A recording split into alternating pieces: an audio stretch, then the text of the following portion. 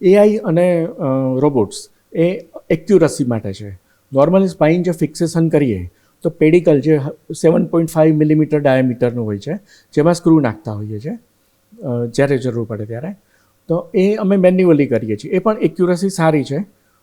Plus spine navigation, એનાથી પણ જે ઇન્ટ્રા ઓપરેટિવ સ્પાઇન નેવિગેટ કરીને તમને બતાવે છે કે ક્યાં સોફ્ટ ટિશ્યુ છે, ક્યાં બોન છે, કઈ ડિરેક્શન, ત્રણેય ડિરેક્શન XYZ એક્સિસમાં કઈ ડિરેક્શનમાં જવાનું. સેમ વસ્તુ રોબોટમાં પણ એ વસ્તુની એક્યુરસી વધારે આવે છે.